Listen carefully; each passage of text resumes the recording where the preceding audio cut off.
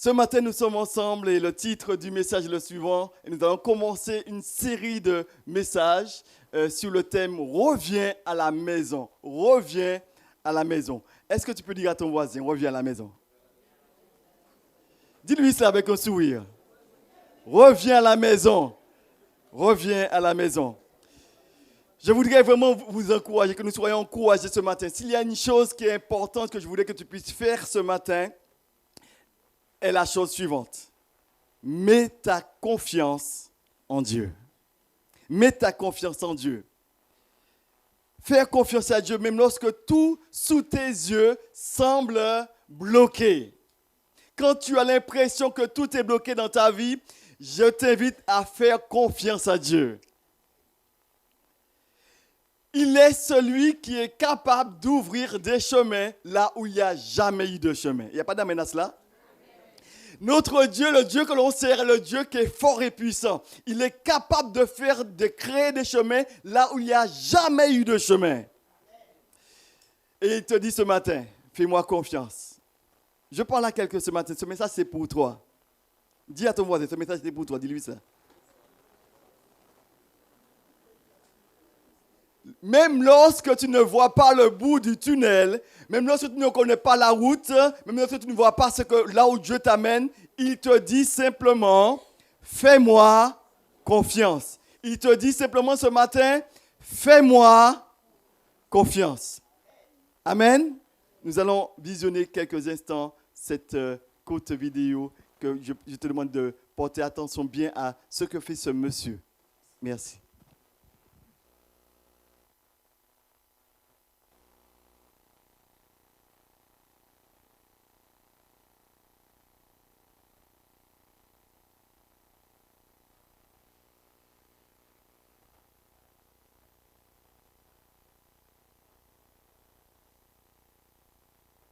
Voilà. On regarde une dernière fois ce qu'il fait.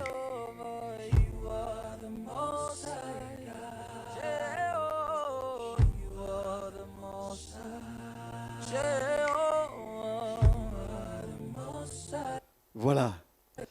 Ce monsieur, est-ce que vous pensez qu'il connaissait la route? Est-ce que vous pensez qu'il savait là où il allait? Il avait les yeux fixés sur quoi? C'est simplement ce qu'il avait en main, n'est-ce pas? Mais est-ce qu'il savait après, en passant sur ce panneau, où est-ce qu'il allait atterrir? Non. Mais qu'est-ce qui s'est passé? Eh bien, au fur et à mesure, il y a eu des choses qui se sont passées, des voitures qui ont créé un escalier, de sorte que lui, il n'est pas tombé, mais qu'il a pu aller jusqu'au bout. J'ai envie de te dire, même lorsque tu ne sais pas le bout du tunnel, lorsque tu ne vois pas où Dieu t'amène, tu dois continuer à avancer. Parce que si Dieu t'appelle à faire une chose, certainement, il prendra soin de toi. Amen. Il prendra soin de toi et il saura te conduire, il saura te mener là où il faut. Alléluia. C'est formidable. Alors, c'est vrai qu'en préparant ce message, c'est un message qui est relativement, qui n'est pas difficile et pourtant, j'ai eu beaucoup de difficultés à justement le préparer. Pourquoi? Parce qu'en fait, ce message, il est rempli d'enseignements. Et c'est la raison pour laquelle je vais commencer ce matin. Dimanche prochain, nous allons continuer et dimanche d'après. 3 messages parce qu'en fait, ce message, il est découpé en 3 parties. La première partie que nous allons voir ce matin est la suivante. Et ce sera autour de... Il y a tellement de vérité dans ce texte que nous allons lire. Je t'invite sans plus tarder à ouvrir ta Bible. Nous allons lire ce passage dans Ruth au chapitre 1er.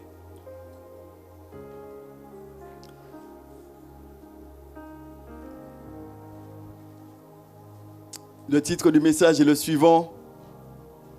Reviens à la maison. Ruth au chapitre 1er.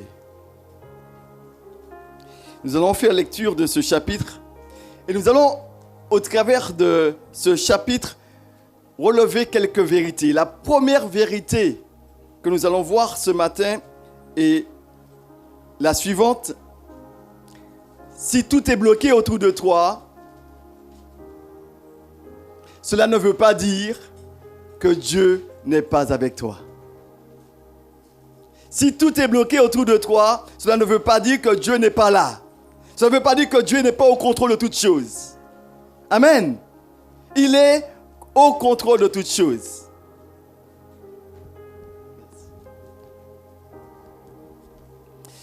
Je vous invite à lire ce passage, ce beau passage de Ruth au chapitre 1er. Il est dit ceci, nous avons tous trouvé. Du temps des juges, il y eut une famine dans le pays. Un homme de Bethléem, de Juda, partit avec sa femme et ses 2 fils pour faire un séjour dans le pays de Moab. Le nom de cet homme était Elimelech, celui de sa femme Naomi, et ses 2 fils s'appelaient Malcon et Kiljon. Ils étaient Éphratiens de Bethléem, de Juda. Arrivés au pays de Moab, ils y fixèrent leur demeure. Elimelech, mari de Naomi, mourut et elle resta avec ses 2 fils. Ils prirent des femmes moabites, dont l'une se nommait Orpa et l'autre Ruth. Et ils habitèrent là environ 10 ans. Malcon et Kiljon moururent aussi tous les 2. Et Naomi resta privée de ses 2 fils et de son mari. Puis elle se leva, elle et ses belles-filles, afin de quitter le pays de Moab, car elle apprit qu'au pays de Moab, que l'Éternel avait visité son peuple et lui avait donné du pain. Elle sortit du lieu qu'elle habitait, accompagnée de ses 2 belles-filles, et elle se mit en route pour retourner dans le pays de Juda. Jusque-là, notre lecture. Nous allons continuer cette lecture, Dieu voulant, dimanche prochain. Mais je crois que Dieu fait des choses merveilleuses. Quel est le contexte de cette belle histoire? Alors, si vous n'avez jamais lu cette histoire de Ruth, je vous invite à la lire. Parce qu'elle est merveilleuse. Et il y a tellement d'enseignements dans ce chapitre. Et une des vérités que je voudrais souligner encore ce matin est la suivante. Si tout est bloqué autour de toi, dans ta vie, cela ne veut pas dire que Dieu n'est pas avec toi. Ça veut dire que tu vas rencontrer des moments difficiles. Il y aura des portes qui seront fermées. Il y aura des situations difficiles que tu vas rencontrer. Mais sache que Dieu est là. Amen. Alors, quel est le contexte de cette belle histoire? Je voudrais, avant d'aller plus loin, poser un peu le décor. Eh bien, la Bible nous dit ceci du temps des juges. C'est-à-dire que c'est une période relativement sombre en Israël. C'est-à-dire qu'en Israël, il y avait Dieu qui conduisait le peuple. Souvenez-vous de Moïse. Moïse était celui que Dieu avait utilisé pour libérer le peuple, libérateur en Égypte. Et Dieu avait conduit le peuple dans le désert pour le pays de Canaan. Mais voit-il pas qu'arrivé pendant un temps, ces hommes, période des juges, il n'y avait plus de dirigeants vraiment. Et la Bible nous dit que chacun faisait comme il voulait. C'était un peu l'anarchie. Chacun venait, mais si je voulais faire comme ça, je faisais comme ça. Et voilà, pour conduire un pays, il faut de l'ordre. Et dans ce pays d'Israël, il n'y avait pas d'ordre. Tout était bouleversé. Caractérisé par ceci, chacun faisait ce qu'il voulait. Le peuple s'éloignait de Dieu. Le peuple faisait ce qui était mal aux yeux de Dieu. Et quand c'était la situation dans le livre des juges, Dieu suscitait un libérateur. Et c'est pourquoi on parle des juges, parce qu'il y a eu tel que Jephthé, tel que Samson, il y a eu plusieurs juges. Mais à chaque fois que le peuple d'Israël faisait ce qui était mal aux yeux de l'Éternel, qu'est-ce que Dieu faisait? Il permettait à l'ennemi de les toucher. Il permettait à l'ennemi de les frapper. Il permettait à l'ennemi de les opprimer. Et quand ils étaient opprimés, ils criaient à l'Éternel, « Dieu, mais souviens-toi de nous, fais-nous grâce !» Et là, Dieu, qu'est-ce qu'il faisait? Puisque Dieu est un Dieu miséricordieux, il envoyait un libérateur pour changer la situation. Et de ce temps-là, eh bien, ils craignaient Dieu. C'était leur manière. Et dans le livre de Juges, on voit que c'est toujours la même histoire qui commence, qui recommence. Et les hommes qui craignent Dieu, après ils s'éloignent, ils pêchent et ils reviennent. Mais Dieu est miséricordieux. Il ne tient pas compte toujours de nos iniquités, mais il est miséricordieux. Il est celui qui pardonne. Alléluia. Donc nous sommes dans cette période sombre en Israël.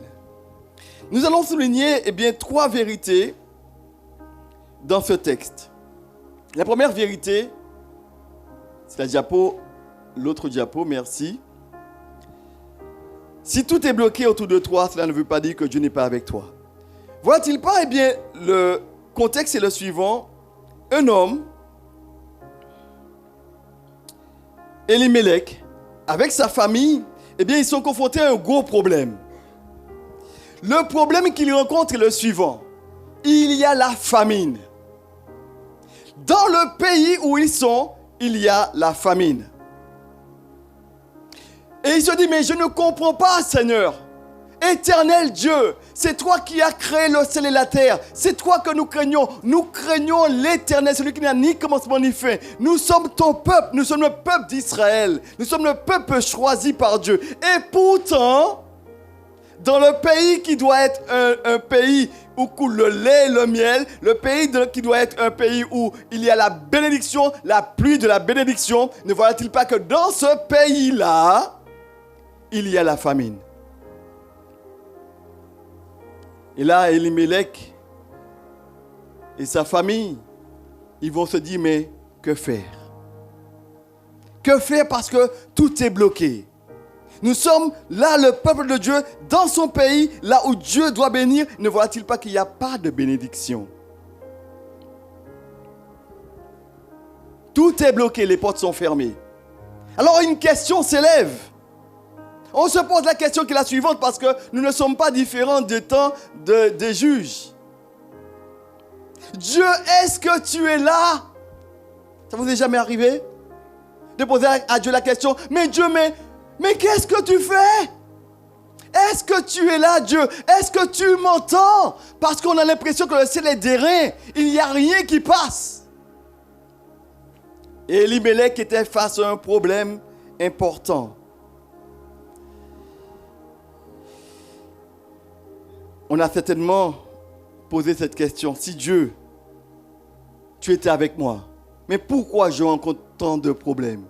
Même en tant que chrétien, n'est-ce pas? Pourquoi Dieu, si tu étais avec moi, mais pourquoi je rencontre tant de situations difficiles? Pourquoi tout semble bloqué?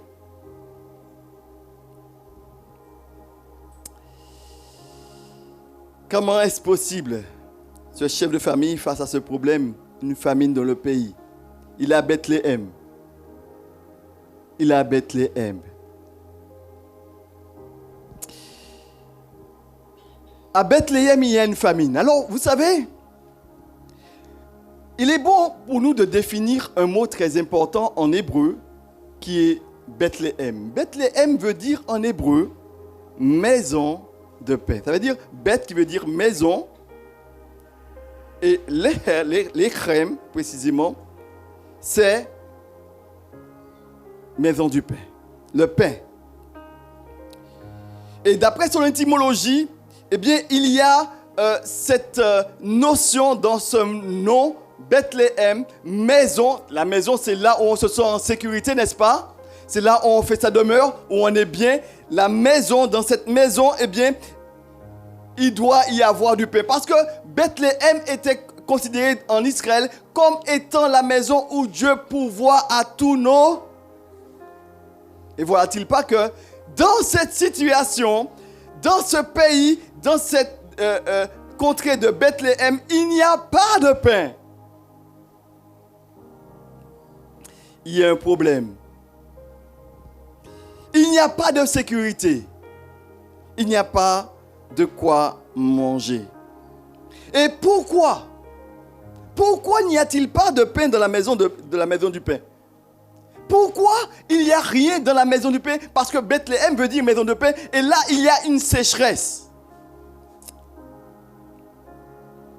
Eh bien, il est beau pour toi et moi de comprendre une vérité parce que Dieu ne fait rien au hasard. Et j'aimerais te dire, toutes tes actions auront une conséquence. Une conséquence positive ou négative. Tout dépendra des choix que tu... Les choix qui seront faits. Les choix que tu auras à faire.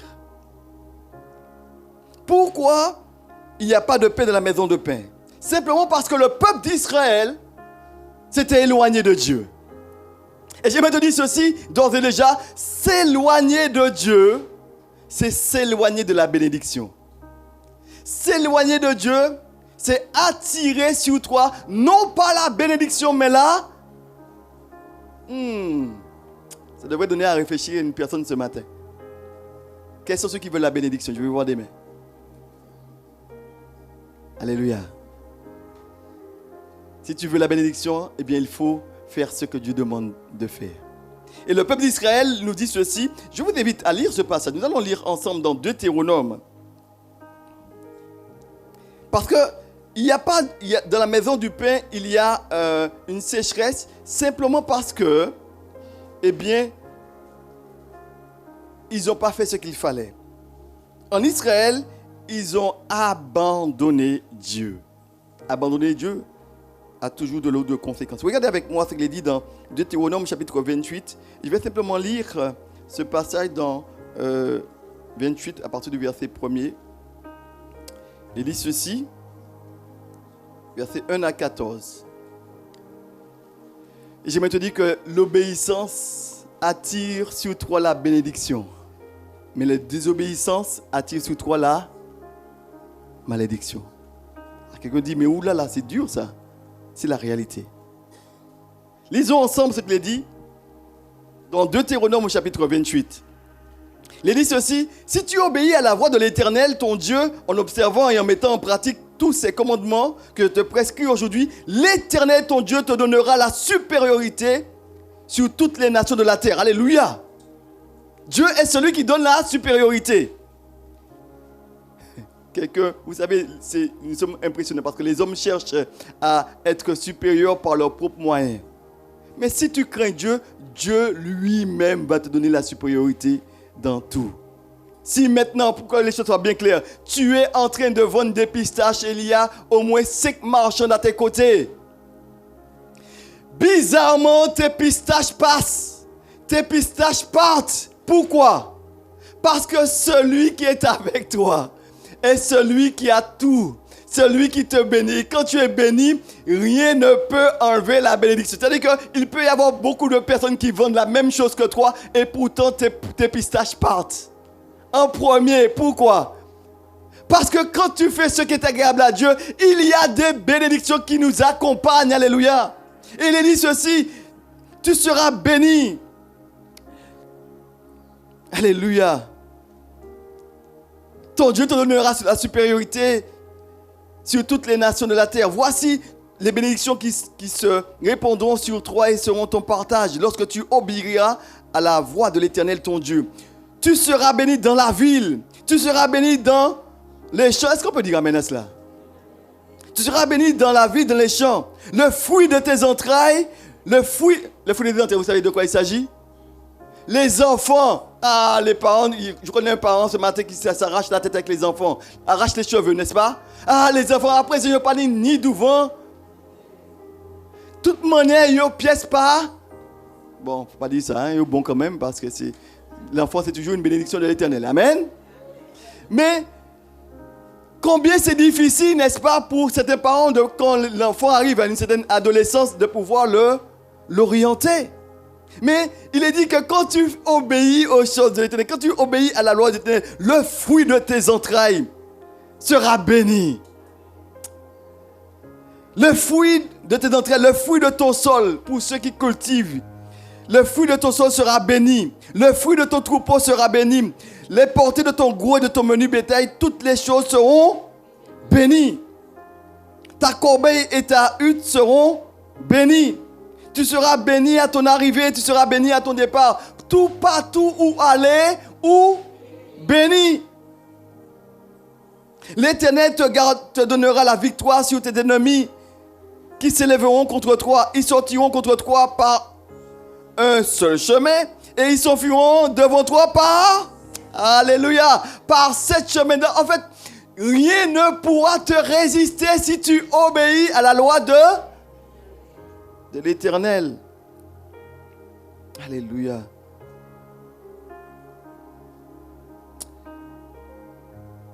L'Éternel ordonnera la bénédiction d'être avec toi dans tes greniers, dans toutes tes entreprises. Il te bénira dans le pays que l'Éternel, ton Dieu, te donne. Tu seras pour l'Éternel un peuple saint, comme il te l'a juré, lorsque tu observeras les commandements de l'Éternel, ton Dieu, et que tu marches dans ses voies. Le verset 11, l'Éternel te comblera de bien en multipliant le fruit de tes entrailles, le fruit de tes troupeaux et le fruit de ton sol, dans le pays que l'Éternel a juré à tes pères de te donner. Et là, on peut lire encore, il y a bien des bénédictions. Quand on obéit à la loi de l'Éternel, il y a des bénédictions qui s'y attachent. Mais il y a un danger également. Parce que s'il y a des bénédictions, il y a aussi des... Parce que le bien existe, mais le mal existe bel et bien. Regarde avec moi ce qu'il est dit au verset 15 et 68. Un peu plus loin. Là, il est question maintenant des malédictions. Mais si tu n'obéis point à la voix de l'Éternel, ton Dieu, si tu n'observes point et mets point en pratique ses commandements et toutes les lois que je te prescris aujourd'hui, voici toutes les malédictions qui viendront sur toi. Tu seras maudit dans la ville et tu seras maudit dans les champs. Ta corbeille et ta hutte seront maudites.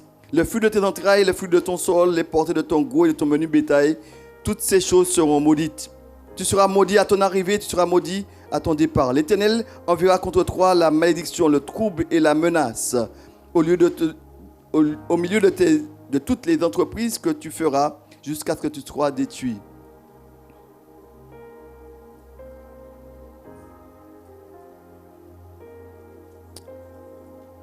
Jusqu'au verset 68, on se rend compte bien qu'il y a plus de malédiction que de bénédiction. Et il est dit aussi que si tu t'éloignes de Dieu, eh bien, sur le pays viendra la famine. Et c'est ce qui se passe pour Elimelech dans ce texte. Eh bien, pourquoi il y a la famine? Parce qu'ils ont abandonné Dieu. Ils ont abandonné Dieu.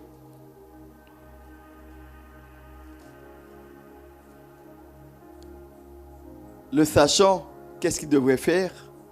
Il devrait s'humilier, n'est-ce pas?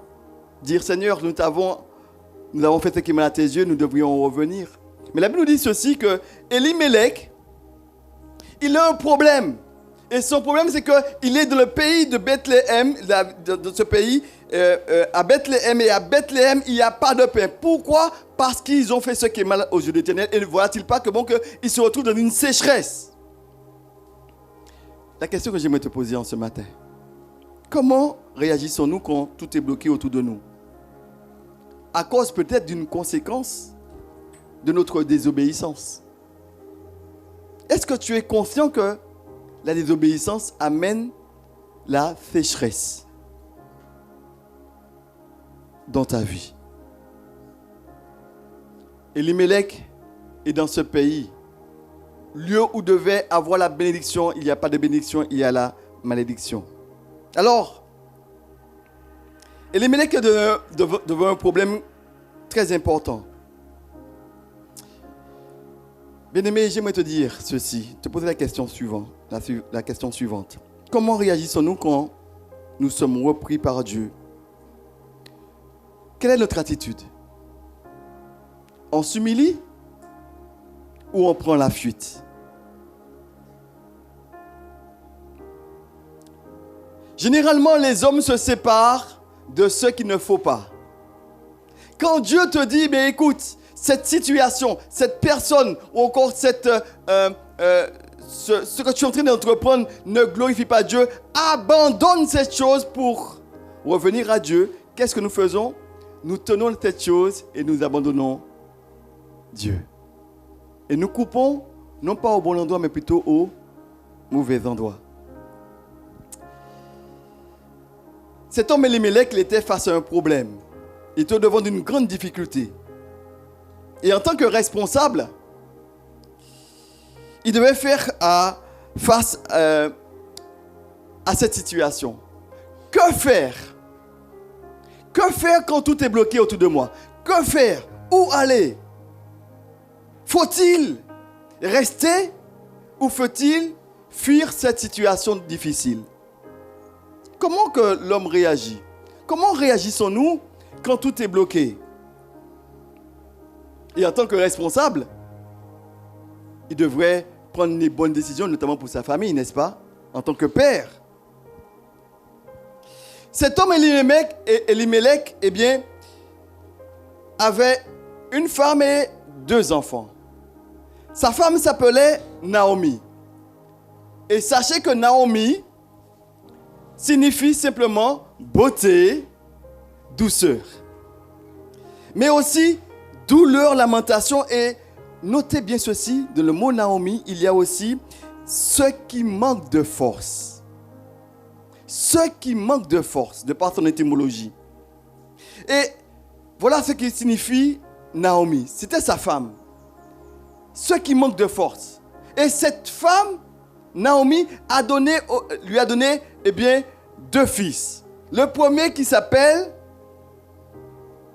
Malcon, qui veut dire malade, maladif. Et l'autre, Kilijon, qui veut dire qui languit, languissant. Alors on peut dire que si la maman s'appelait Naomi, et qui veut dire ceux qui manquent de force, certainement elle a donné naissance à des enfants qui étaient malades. La femme, elle n'est pas en bonne santé, elle est belle, on pourrait dire beauté, douceur, elle est douce, mais pourtant, elle a une faiblesse. Et l'homme, le sachant, Elimelech le sait, eh bien il se dit, mais oui, voilà, il faudrait faire quelque chose. Mais non seulement sa femme est dans une situation qui est faible, mais voit-il pas qu'il a avec lui 2 enfants. Le premier est celui qui est maladif et l'autre qui est languissant. Donc ils sont tous malades. Que faire dans cette situation? Quand tout est bloqué, rester là à ne rien faire? Non. Cet homme, eh bien, il va décider de fuir, de quitter Bethléem, de quitter la maison de pain. Parce qu'il a entendu dire que non loin, en tout cas bien loin quand même, il y a Moab.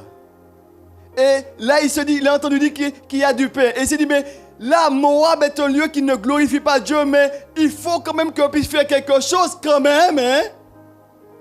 Faut-il que je reste là dans la maison où Dieu est, mais pourtant tout est bloqué? Ou encore j'entends dire qu'il y a du pain là-bas. Qu'est-ce qu'il me faut faire? Mes enfants sont malades, ma femme n'est pas... Que faire? Alors, il va prendre la décision de partir. Et peut-être qu'il y a quelqu'un parmi nous ce matin qui se dit, mais oui, mais moi, je me retrouve dans la même situation. Je n'ai peut-être pas d'argent, mais je sais que faire les jeux du hasard ne glorifie pas Dieu. Mais si je fais un seul, je vais loter, je vais au loto, je vais faire le million au moins une seule fois. Et puis, si je gagne, je vais bénir l'Éternel. Je vais me mettre au service des autres. Et là, tu te dis, mais si je fais ça, je serai... Et on cherche par ses propres moyens à s'en sortir. Cet homme va prendre la décision la plus mauvaise de sa vie, qui est de quitter Bethléem. Quitter Bethléem. Il va fuir Bethléem. Fuir Bethléem, c'est fuir la correction de Dieu, c'est fuir les difficultés. Fuir la famille, c'est jouer la sécurité. C'est mettre en place, c'est faire de nouvelles expériences. Et il se dit, mais si je laisse Bethléem, j'irai à Moab, eh bien là je pourrais être secouru. Je pourrais enfin donner à manger à ma famille. Je pourrais enfin vivre vraiment. Comment faire pour sortir de ce pétrin? Le danger, c'est de quitter Bethléem, s'appuyer sur ses propres forces et ne pas faire confiance à Dieu. Le propre de l'homme, c'est de fuir devant les difficultés, pas vrai? On n'aime pas souffrir. Que ce soit volontairement ou involontairement, eh bien, on n'aime pas les difficultés. La souffrance, eh bien, on n'aime pas. Que l'on soit fautif ou pas, on n'aime pas souffrir. Et pourtant, l'apôtre Pierre dira ceci dans Pierre 4, verset 1. Il va dire aux chrétiens, armez-vous de la pensée de souffrir. C'est-à-dire que si tu souffres, tu devras faire une chose précise. Mettre ta confiance en Dieu et ne pas t'appuyer sur ta propre sagesse pour chercher des solutions qui sont purement humaines. Pierre 4, verset 1 dit ceci. Ainsi donc, Christ ayant souffert de la chair, vous aussi, armez-vous de la même pensée. Car celui qui a souffert de la chair a fini avec le péché. Au lieu de s'humilier, Elimelech a préféré fuir, comme beaucoup d'entre nous. Il lâche la main de l'Éternel. J'aimerais te dire ce matin, ne lâche pas la main de l'Éternel. Même si tout est difficile, reste dans la situation. Laisse Dieu te façonner. Car l'épreuve dans ta vie est un moyen que Dieu utilise pour te former. Quand Elimelech a quitté Bethléem, il a fui. Mais là où Dieu était, là où il devait rester, c'était Bethléem. Parce que quand tu passes par des moments difficiles, cela ne veut pas dire que Dieu n'est pas avec toi. Dieu veut te former. Et c'est pourquoi il permet dans ta vie qu'il y ait des situations difficiles. Quand tu es enfant de Dieu, sache que tu auras des moments difficiles. Et dans ces moments difficiles, il faudra simplement crier à Dieu, s'attendre à Dieu et demander à Dieu d'intervenir dans ta vie. Mais il ne faudrait surtout pas chercher à donner des coups de main à Dieu. C'est ça le problème. Nous cherchons à aider Dieu. Seigneur, peut-être que si tu fais cela, je vais essayer. Et on voit que dans la Bible, nombreux sont ceux qui ont voulu aider Dieu, mais quelle a été la conséquence? On pense justement à Jacob et à sa maman. Il dit, mais écoute, on va tromper papa. Jacob qui va usurper la bénédiction, le droit d'aînesse. Il va tromper son papa et il va tirer sur lui la bénédiction. Et cette femme va aider Dieu à accomplir son plan. J'aimerais te dire, n'essaie pas d'aider Dieu dans son plan. Parce qu'elle n'a plus revu son fils après. Il y a eu de lourdes conséquences. J'ai envie de te dire ce matin, ne lâche pas la main de Dieu. Ne laisse pas là où Dieu est. Parce que Bethléem, c'est aussi maison. Et dans ce mot Bethléem, il y a aussi cette notion du temple. Le temple qui représente là où Dieu est. Et quand il laisse Bethléem, il laisse Dieu. Le message de ce matin est tout simple. Depuis un certain temps, tu as lâché la main du Seigneur. Depuis un certain temps, tu veux vivre, mais sans Dieu. Tu vis, mais tu as oublié Dieu. Tu ne lis pas pareil. Tu ne pries plus pareil. Tu n'as plus goût à te retrouver avec les frères et sœurs. Tu n'as plus goût à te retrouver au temple. Parce que quand on va au temple, bien aimé, comprenons une chose. Quand on va au temple, on ne va pas au temple pour l'autre. Bien sûr, il y a la communion fraternelle. il y a le fait d'être ensemble. Mais surtout, quand on vient au temple, c'est pour adorer Dieu ensemble. C'est-à-dire que tu sais que qu'est-ce que Dieu a fait pour toi. Tu sais là où tu es. Tu sais là où tu étais. Ce que Dieu a fait pour toi. Et tu viens non pas pour prendre une louange. Je suis venu pour prendre une parole. Mais je suis venu apporter mon adoration. Apporter ma louange. Apporter ma reconnaissance. Et ensemble glorifier Dieu. Mais lui, il a dit, écoute, Dieu, je vais essayer de me débrouiller par moi-même. Et il a quitté la maison de Dieu. Jacques dit ceci dans Jacques au chapitre 1, verset 1er.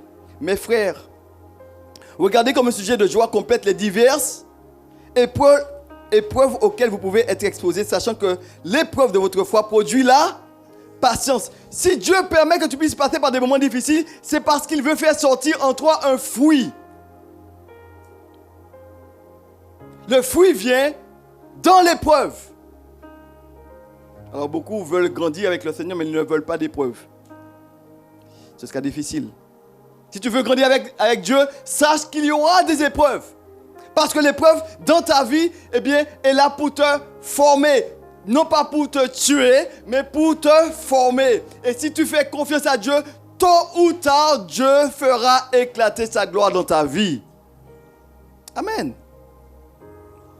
Fuir la formation, encore fuir la correction, c'est refuser de se soumettre à la volonté de Dieu. Vous savez, on n'aime pas la souffrance. C'est la première des choses que quand on souffre, qu'est-ce qu'on fait? On dit, Seigneur, permets que cette souffrance-là s'arrête.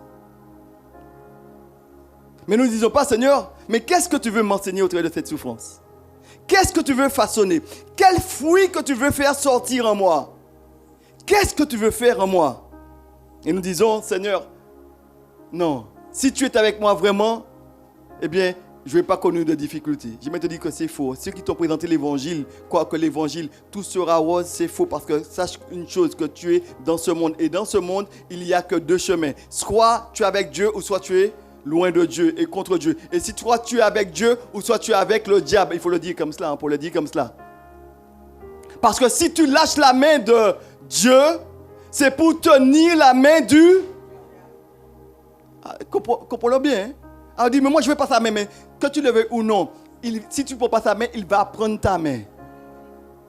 Parce que lâcher la main de Dieu, quitter Bethléem, c'est s'attacher aux choses de Moab, s'attacher aux choses du monde. Et quand tu t'attaches, tu lâches la main de Dieu, forcément, c'est ce que nous allons voir dimanche prochain, tenir la main du diable. Et ce ne sera pas sans conséquence. Bethléem représente la maison de Dieu. Vous savez, Elimelech, il va faire une chose précise. Il va quitter Bethléem. Il va fuir Bethléem. Bien-aimé, quelle est notre attitude quand tout est bloqué, quand il y a la souffrance? Est-ce que vous êtes différent de moi? Est-ce qu'on arrive à rester là au pied du Seigneur, dans la souffrance, pour dire, Seigneur, je reste là, mais je m'attends à toi? Ou nous disons, Seigneur, écoute, l'herbe est plus verte ailleurs, ben moi, regardez ça, mon café. Et puis, vous savez, il y a toujours de ceux qui vont venir autour de vous, vous dire, mais faut un épico là. Faut un bagaille, ou rester là comme ça? Ou pas ni travail? Ou rester là comme ça? Vous comprenez qu'elle est tombée du ciel alors? Fais un bagage d'accord. Débrouille-toi. Mais des moments, vous savez, il est bon de rester là où Dieu est. Parce que quitter là où Dieu est, c'est pas sans conséquence. Nous allons le voir après. Vouloir être utilisé par Dieu, eh bien, passe inévitablement par la souffrance. Parce que Dieu, dans la souffrance, qu'est-ce qu'il fait? Il va nous façonner. Il veut, pour travailler en nous, pour travailler par nous, il doit travailler avant tout en nous. Il va enlever tout ce qui n'est pas à sa gloire pour nous utiliser. Et c'est pourquoi il est important, bien aimé, de comprendre que la souffrance fait partie du lot du chrétien. Mais surtout, ne fais pas comme Elimelech. Tu vas fuir. Fuir la souffrance, fuir les difficultés, fuir les problèmes. Dans les problèmes, si tu sais que tu es dans la volonté de Dieu. Parce que vous savez, souvent dans la Bible, on voit cette réalité. Ce n'est pas parce que tu es enfant de Dieu qu'il n'y aura pas de difficultés. Souvenez-vous du peuple d'Israël. Ils avaient au dos les Égyptiens qui venaient les chercher, qui venaient les tuer. Et en face, il y avait la mer Rouge. Ils étaient dans un étau et l'étau qui se refermait. Dieu va dire ceci à Moïse. Restez en... Dis ça à quelqu'un pour moi. Restez en place. Dis-lui ça. C'est-à-dire, ne va pas, ne sors pas de là où tu es. Restez en place et vous verrez la délivrance qui viendra de l'Éternel. Restez là, restez là, restez là. Et vous allez voir comment que je vais agir pour vous. Et la Bible nous dit ceci parce que le peuple était effrayé. Ils ne savaient trop que faire. Ils ont commencé à s'en prendre à Moïse. Moïse, mais qu'est-ce que tu nous as fait? Pourquoi tu nous as conduits ici? Parce que Dieu est celui qui... Le Dieu de l'impossible. Qui fait des prodiges et des miracles. Le Dieu qui, s'il nous conduit en quelque part, c'est parce que lui, il sait où est la porte. Même lorsque nous ne voyons pas quel est le but du tunnel, lui, il connaît le chemin. Et s'il t'invite à le suivre, certainement, il connaît le chemin. Et voit-il pas que le peuple d'Israël se retrouve là, bloqué. Mais il va dire ceci au peuple, restez en place, parce que moi je vous ai conduit là, c'est pour faire éclater ma gloire. C'est pour que vous puissiez savoir que je suis l'Éternel. Et ce que je dis, la chose arrive certainement. Et voit-il pas qu'est-ce que Dieu va faire dans cette situation? Il va ouvrir la mer à un tel point que le peuple d'Israël va traverser la mer Rouge à pied. La mer va s'ouvrir. Parce que si tu ne connais pas le chemin, Dieu, lui, il connaît ce chemin. Il sait conduire. S'il t'a conduit dans cette situation-là, il prendra soin de toi.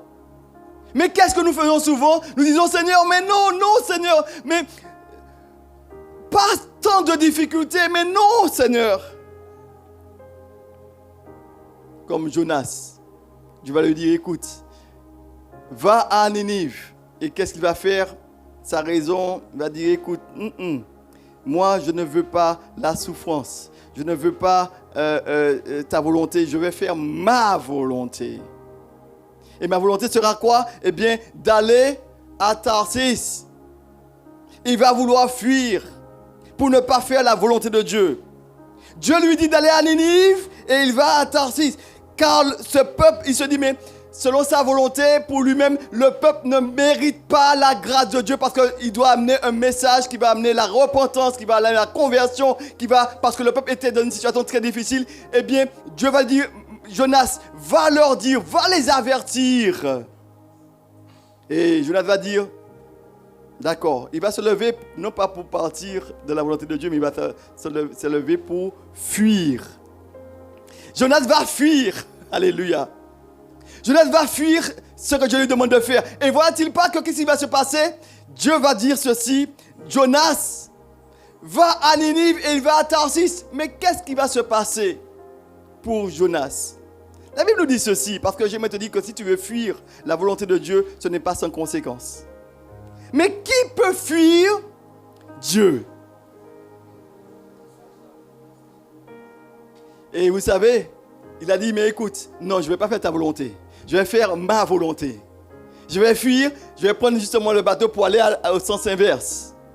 Loin de cela, parce que Seigneur, moi je ne veux pas qu'il soit béni, parce qu'il y a une histoire dans l'histoire de Jonas pour montrer qu'en fait qu'il y avait l'arrière-plan où Ninive avait fait du tort à Israël. Et lui, il veut que Dieu puisse les frapper et non pas les faire du bien. Mais Dieu est un Dieu miséricordieux, qui aime le pécheur, j'aimerais te dire ce matin, Dieu t'aime. Il sait tout ce que tu as vécu. Et j'aimerais te dire que, qu'importe ce que tu as fait de ta vie, Dieu t'aime. Alléluia, on va le voir dimanche prochain, Dieu voulant. On n'a pas le temps de tout voir aujourd'hui. Et le dimanche d'après. Parce que cette femme Naomi, elle va obtenir une grâce pas possible. Elle qui aura des situations difficiles, mais Dieu va se révéler à elle. Mais cet homme, Elimelech, il va avoir des conséquences parce qu'on va le voir dimanche prochain. Terrible. Il va perdre sa vie. Jonas, il a fui à Tarsis. Et il a dit, là, au moins là, Dieu ne va pas me voir. Et quand Dieu, alléluia, quand on fuit la présence de Dieu, Dieu sait déchaîner les tempêtes autour de nous. Pose-toi des questions. Hein. Pourquoi la tempête est déchaînée autour de moi? Peut-être que c'est à cause d'une désobéissance que j'ai. Je te demande de faire une volonté précise et toi tu refuses cette volonté. Eh bien, Dieu, qu'est-ce qu'il fait? Il déclenche une tempête autour de toi. Pour que tu puisses revenir à lui et dire, Seigneur, ok, je prends la bonne direction. Mais que va faire Jonas?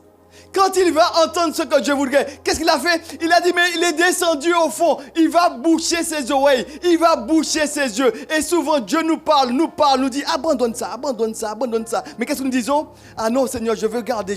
Ah non, mais c'est un petit clin d'œil justement à ceux qui sont fiancés. Seigneur, je l'aime.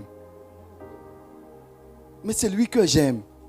Dieu te dit, mais abandonne parce que tu vois bien qu'il va rien faire pour toi. Mais c'est lui que j'aime. Je l'aime.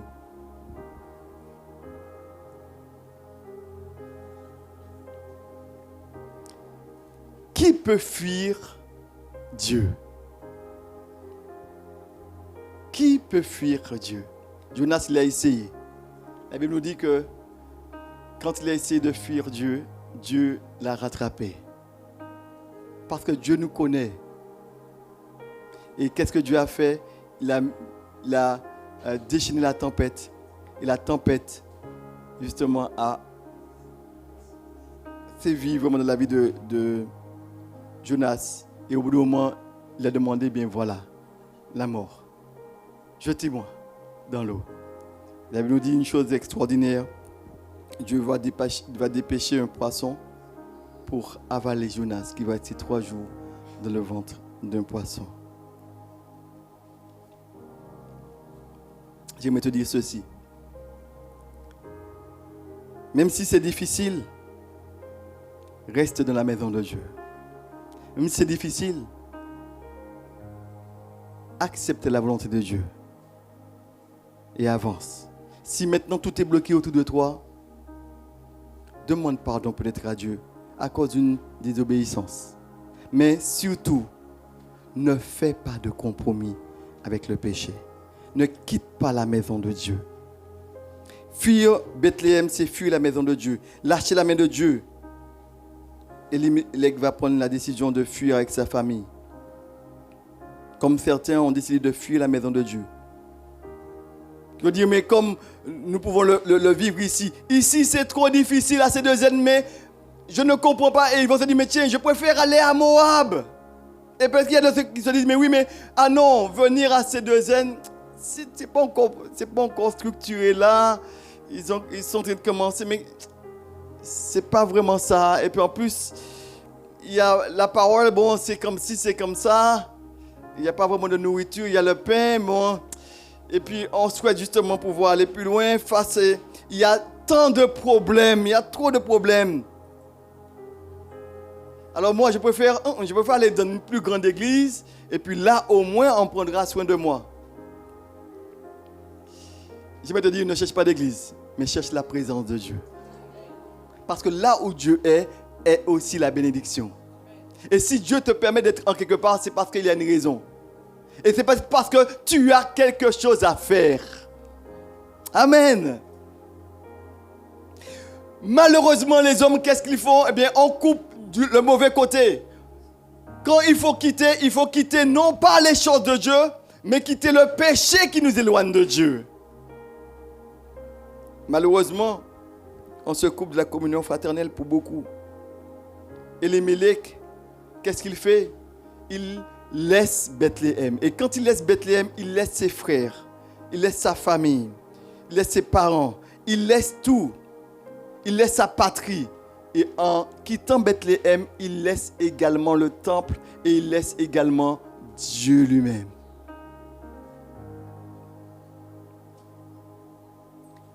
Quelle est ta réaction quand tu as des problèmes? Et même dans ta famille, quelle est ton attitude? Est-ce que dans ta famille, quand tu as un problème, tu restes là et tu dis, Seigneur, qu'est-ce qu'il me faut faire? Ou tu dis, mais écoute, si c'est comme ça, à partir de maintenant, c'est fini. Et je n'ai plus de famille. Et qu'est-ce qu'on fait? On coupe du bon côté ou du mauvais côté. Souvent, c'est du mauvais côté parce qu'on te dit, mais tiens, moi, j'irai bien loin et quand je serai bien loin, je ne vais rien. Mais est-ce que c'est ce que Dieu demande?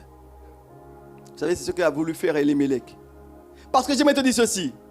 Il y aura toujours des problèmes. Que ce soit maintenant ou après, il y aura toujours des problèmes. Quelqu'un devrait dire, yes, ok. Ah non, on n'aime pas ça. Hein? Pasteur, non, je préfère justement dire qu'il y aura des bénédictions. Oui, il y a des bénédictions, mais avec la bénédiction, il y a des situations difficiles. Parce que pourquoi? Il y aura toujours de ceux qui vont te amener la vie difficile. Mais Dieu va permettre ça parce qu'au travers de ces situations-là, Dieu veut te former. Dieu veut faire sortir en toi la patience. Dieu veut faire sortir en toi la tempérance. Dieu veut faire en toi la maîtrise de soi. Mais c'est au travers de l'autre. Et j'aimerais te dire ceci aussi quand tu veux te séparer de ta famille. Ta famille, que tu le veuilles ou non, reste toujours ta famille. Tu vas porter toujours le même nom. Et souvent dans les familles, on voit que les familles se divisent. Au lieu de pouvoir s'humilier, dire, mais écoute, j'ai peut-être mal fait. J'ai peut-être pas agi comme ça. Écoute, pardonne-moi. Pardonne-moi, j'ai fait ça, c'était pas bien. Je ne sais pas comment que je suis arrivé là. J'ai fait ce qui était mal.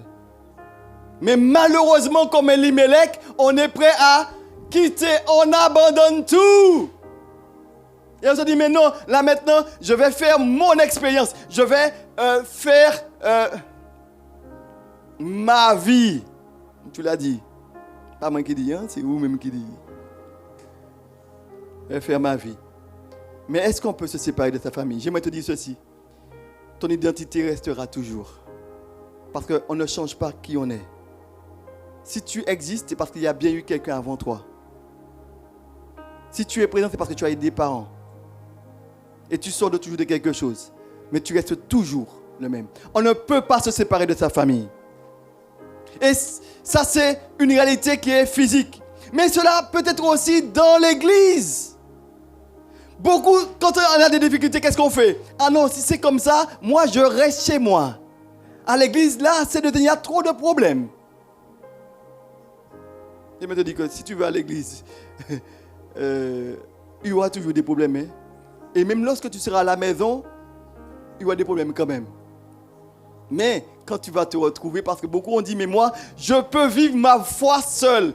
Une fois que je reste à la maison, je vais regarder un message, je vais lire ma Bible, et ça me suffit. Je me te dis que c'est faux et c'est faux. Non, ce n'est pas de la volonté de Dieu.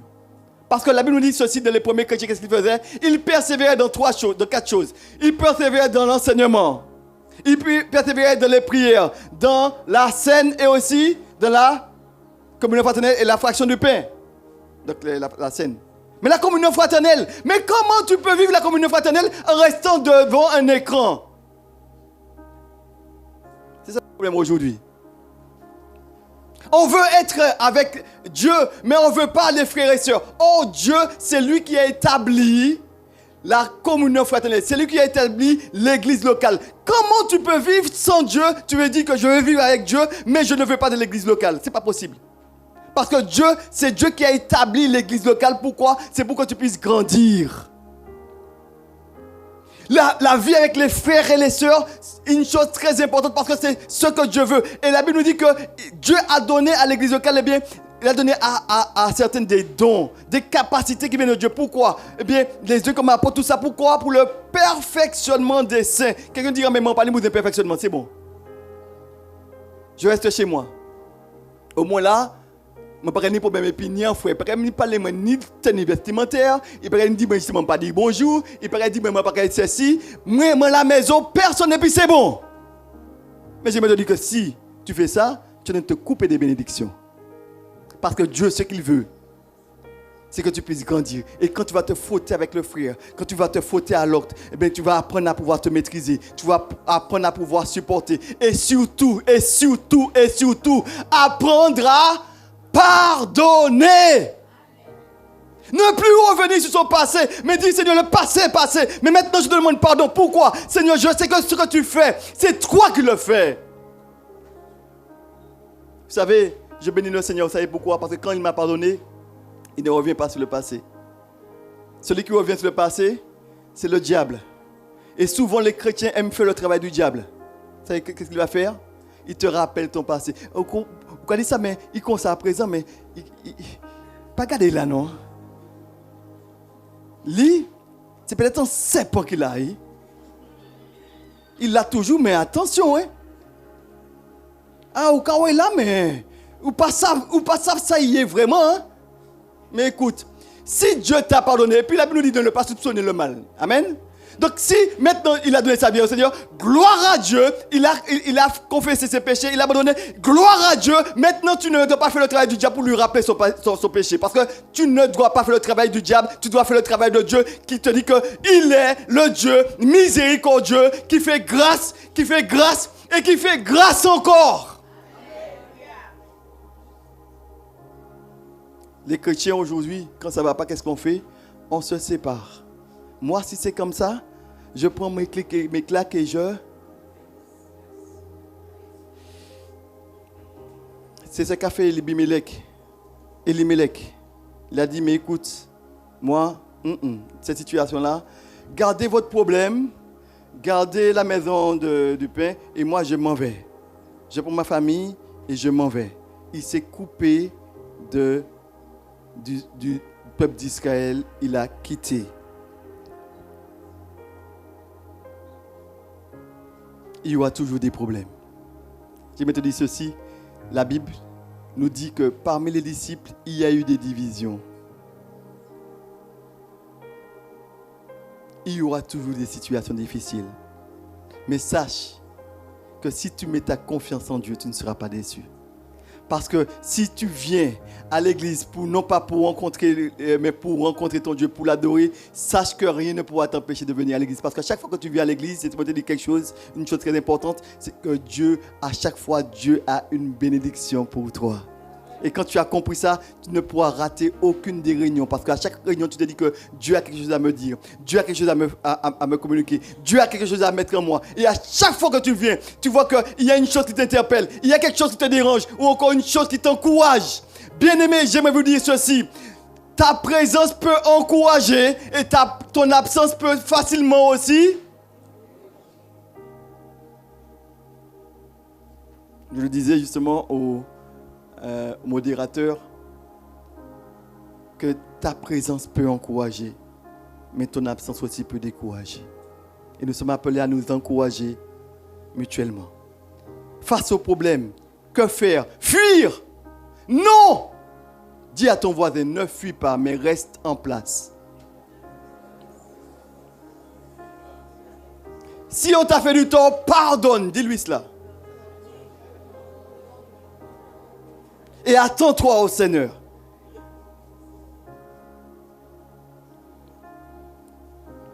Elimelech devait rester. Ce qu'il devait faire, c'était ne pas fuir pour aller ailleurs, pensant que ailleurs c'est meilleur, mais il devait rester en place.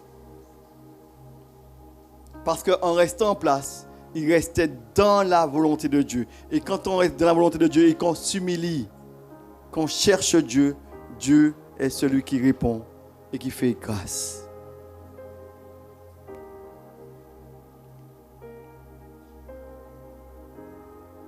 Il y a une expression que nous connaissons très bien. Je ne sais pas comment les personnes âgées disent cela. Alors je l'ai traduite ainsi. nous shootons avec nos pieds la bénédiction pour ramasser avec nos mains la malédiction. Autrement dit, il y a des situations, au lieu de pouvoir s'humilier, pardonner, revenir, qu'est-ce que nous faisons? Nous fuyons. Et nous allons ailleurs pensant ramasser autre chose qui soit meilleure. J'aimerais te dire que c'est très dangereux de quitter la présence de Dieu. Le message de ce matin, il est très clair, il est simple. Reste dans la main de Dieu. Reste dans la maison de Dieu. Bethléem, maison de Dieu. Maison du pain. Même lorsque tout est sec autour de toi, reste là. Parce que là, c'est là où tu connais des situations difficiles. C'est là que Dieu amènera la bénédiction. La bénédiction ne sera nulle part ailleurs, mais sera là où Dieu est. Et là où Dieu est également sa bénédiction. Quels sont ceux qui veulent être la bénédiction ce matin? Quels sont ceux qui veulent être bénis? Je t'invite, reste là où Dieu est. Ne va pas ailleurs, mais reste là. Même si que c'est difficile, même si que tu ne vois pas le bout du tunnel, mais avance, fais confiance à Dieu et il agira pour toi. Amen. Je vais te groupe loin de se rapprocher. Et je voulais dire à une personne ceci.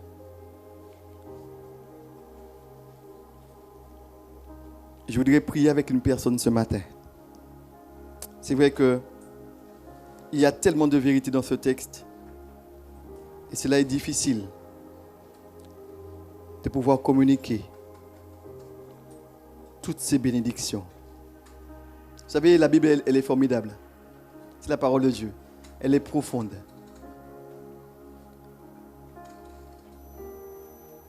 Sans Dieu, nous ne pouvons rien faire. Je vous invite à vous mettre debout, nous allons prier. Je voudrais vraiment maintenant demander à une personne qui est là ce matin et pour une raison ou une autre à lâcher la main du Seigneur, à vouloir fuir à cause d'un problème, à cause d'une difficulté. Tu t'es enfui, tu as lâché, ta relation avec Dieu n'est plus la même. Tu as été déçu des hommes. Mais Dieu te dit ce matin, reviens à la maison. Reviens à la maison. Pour une personne, eh bien, ce sera l'occasion de reprendre ces temps de prière. Pour une personne, ce sera le temps de pouvoir t'engager dans un service de la maison de Dieu. Tu avais un travail que tu faisais, mais tu l'as abandonné. Tu avais quelque chose de particulier, tu l'as abandonné. Dieu te dit, mais écoute, reviens. Ne fuis pas, mais reviens. Reviens. Je voudrais prier avec vous. Je voudrais prier et demander à une personne ce matin qui prend la décision, qui se dit, mais oui, mais en effet, depuis longtemps, je n'ai pas rencontré Jésus dans ma vie. Quelqu'un qui dit ce matin, mais je ne suis pas sûr que si je meurs, maintenant, j'irai au ciel. J'aimerais te dire que Jésus a vu. Dieu a vu Elimelech. Dieu a vu Jonas. Et Dieu te voit. Et c'est pourquoi il a envoyé Jésus. Pour que tu sois sauvé. Pour que tu sois libéré. Pour que ta vie change. Alors, je t'invite maintenant, pendant que les têtes sont baissées, s'il y a quelqu'un qui dit, mais moi, c'est vrai que j'ai été loin de Dieu. J'ai abandonné Dieu, mais je voudrais maintenant revenir. Je t'invite à faire une prière dans ton cœur. Maintenant, là où tu es, dis-lui, Seigneur Jésus. À haute voix ou dans ton cœur, dis-lui, Seigneur Jésus. Je reconnais que je me suis éloigné de toi. Je reconnais que j'ai lâché ta main. Mais je voudrais maintenant me rapprocher de toi. Je voudrais non pas passer à côté de la bénédiction, mais je voudrais être dans la bénédiction. Je veux, Seigneur, de toi maintenant. Je t'ouvre mon cœur. viens, change mon cœur, change ma mentalité, change mon raisonnement et donne-moi d'être là où tu es. Donne-moi de pouvoir avancer, non pas par rapport aux hommes, mais par rapport à toi, Seigneur. Je t'invite vraiment à entrer dans ma vie. Prends toute la direction de ma vie. Merci pour tout ce que tu as fait. Tu fais et tu feras encore. Au nom de Jésus. Amen. Je voudrais prier avant de prier pour d'autres personnes. Je voudrais prier pour... Quels sont ceux qui ont fait cette prière dans leur cœur? Simplement, là où vous êtes, simplement levez la main, je vais prier pour vous. Si vous avez fait cette prière, dites Seigneur, je veux. J'ai vu ta main, tu peux la baisser. J'ai vu ta main. J'ai vu ta main aussi, tu peux la baisser. J'ai vu ta main, tu peux la baisser. Je peux vous demander de faire un acte de foi ce matin.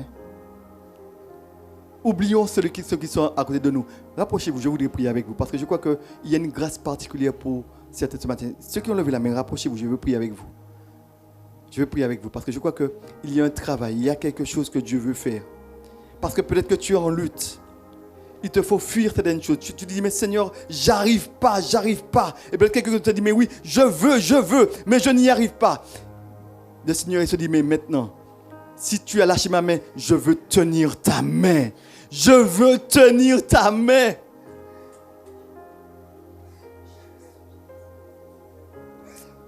Alléluia. L'Éternel est Dieu dans ce lieu. Et le Dieu vivant est vrai. Je veux prier avec vous. Je veux crier à Dieu. Parce que je crois que Dieu, il veut te bénir. Et quand Dieu te bénit, rien ne peut enlever la bénédiction. Je veux prier avec toi. Je vais te demander de faire un acte de foi.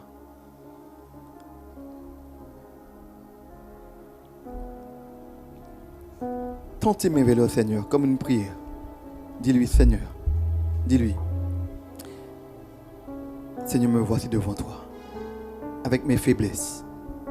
Mais je m'engage avec toi maintenant. Seigneur, je veux te prier pour quelqu'un. Particulièrement, tu connais les difficultés, tu sais les combats qu'ils ont rencontrés. Pour Abimelech, il avait un choix à faire. Mais Seigneur, je veux te prier pour ces choix qui peuvent être très difficiles. Mais Seigneur, c'est toi que nous voulons. Et combien de fois nous avons fait des choses qui étaient loin de toi. Mais je veux te prier pour une personne maintenant. Te prier, Seigneur mon Dieu, afin que maintenant que tout ce qui était dans leur vie pour pouvoir les éloigner de toi soit brisé, anéanti maintenant au nom de Jésus. Je te prie de créer un nouveau départ. Un nouveau départ. Un nouveau départ avec toi. Je prie maintenant que toutes les chaînes puissent tomber maintenant au nom de Jésus. Je proclame encore la bénédiction de l'Éternel. Je proclame que Jésus est apparu pour détruire les œuvres du diable. Je proclame que Jésus est présent et c'est lui qui encore libère, c'est lui qui fait tomber les chaînes. Je bénis l'Éternel. Mon âme bénit l'Éternel et n'oublions que de ses bienfaits. Je proclame la bénédiction de l'Éternel. Je proclame la bénédiction de l'Éternel. Je proclame la bénédiction de l'Éternel sur que la bénédiction de l'Éternel puisse accompagner chacun d'entre vous. Que ton sang couvre chacun. Merci Seigneur mon Dieu de les accompagner de cette détermination maintenant. Visite, rétablis, restaure, guéris. Parce que Seigneur mon Dieu, quand on veut revenir à toi, tu es celui qui nous relève. Je te bénis Seigneur mon Dieu pour ce que tu as déjà fait. Je te prie, ton sang les couvre. Ceux qui ne peuvent pas faire, tu es capable de l'accomplir de leur vie. S'ils n'arrivent pas à avancer, tu sauras conduire leurs pas. Bénis-les, papa. Bénis-les. Bénis-les. Tu vois chacun. Tranquillise. Rétablis. Restaure. Maintenant, au nom de Jésus. Amen. Je veux maintenant prier pour une personne qui est là depuis. Tu es là depuis. Tu es un chrétien depuis longtemps. Et tu as lâché la main du Seigneur. À cause de difficultés rencontrées, tu as lâché la main du Seigneur. Je t'invite à venir, nous allons prier. Fais un acte de foi. Laisse ta place s'il le faut. Viens. Nous allons prier. Je vais prier à quelqu'un d'autre. Je vais demander à notre frère Bruno de se rapprocher. S'il y a quelqu'un qui dit, mais oui, mais dans ma vie aussi, Seigneur, j'ai lâché ta main. À cause des difficultés, ma vie de prière n'est plus la même. Laisse ta place là où tu es. Viens, rapproche-toi, nous allons prier avec toi. Oh, alléluia.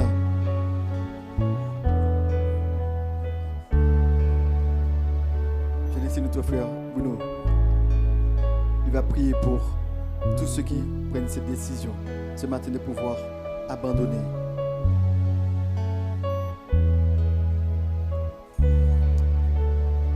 Notre Dieu, notre Père, nous te bénissons pour ta bonté et ta grande miséricorde. Tu es celui qui sonde les cœurs et les reins. Tu es celui qui nous connaît parfaitement. Et toi, tu n'as pas besoin qu'on te rende témoignage d'un homme. Tu sais exactement ce qui est en chaque personne. Et tu entends les cris ce matin. Ceux qui crient vers toi en disant « Oh Dieu, aide-moi ». Tu entends cette prière ce matin, Père. Et je prie à ce que tu bénis chacun. Ceux qui décident dans leur cœur de prendre la décision de repartir avec toi, de te faire confiance, ô Dieu. Ils n'ont pas la force d'avancer. Ils n'ont pas la force d'accomplir ta volonté. Mais ils placent leur confiance en Jésus, ton Fils, pour les aider à avancer, à évoluer, à mûrir, Seigneur, et à porter du fruit à la gloire de ton nom. Seigneur, libère les captifs en ce matin, dans le nom puissant de Jésus. Seigneur mon Dieu, renvoie libre les opprimés en ce matin, dans le nom de Jésus. Oh mon Dieu, ouvre les yeux de ceux qui sont aveugles ce matin, afin qu'ils voient ta gloire et expérimentent ta grandeur, dans le nom de Jésus. Tous ceux, celles qui ont répondu à l'appel, Seigneur, alors fais un miracle pour eux, Seigneur. Fais un miracle pour mon frère. Fais un miracle pour ma soeur, Seigneur. Qu'ils expérimentent ta puissance comme Shadrach, Meshach, Abednego. Ils ont expérimenté ta puissance dans la fournaise. Qu'ils expérimentent ta puissance comme Daniel a expérimenté ta puissance dans la force au lion. Ô Dieu, qu'ils voient ta gloire comme Pierre sur la montagne a vu la gloire de Dieu. Ô Dieu, bénis chacun d'eux et qu'il y ait un changement dans leur vie, dans le nom puissant et béni de Jésus. Et je proclame, je prophétise sur leur vie, Seigneur, le succès et la réussite dans le nom béni et dans le nom puissant de Jésus de Nazareth. Nous bénissons ton nom parce que notre ennemi, leur ennemi, Satan le diable, il est vaincu. Jésus l'a dépouillé et Jésus nous a placés dans la victoire et nous sommes plus que vainqueurs et nous bénissons son nom. Merci Seigneur de les aider et de les fortifier dans le nom de Jésus. Amen. Amen, amen. Alléluia. Béni soit l'Éternel. Est-ce qu'on peut acclamer bien fort le Seigneur pour ce qu'il fait? Notre Dieu est un Dieu qui nous accueille. Si les hommes nous ont rejetés, Dieu ne nous rejette pas. Alléluia. Il nous accueille. Il nous fait grâce. Alléluia. Que la bénédiction de l'Éternel puisse nous accompagner. Nous faire voir sa gloire. Je me livre totalement. Je me livre totalement. Je bénis le Seigneur pour ce qu'il est. Il est un Dieu formidable. Je me livre totalement. Tu peux m'utiliser. Je me livre totalement. Comme une prière, comme une... Je suis devant ton Dieu ce matin.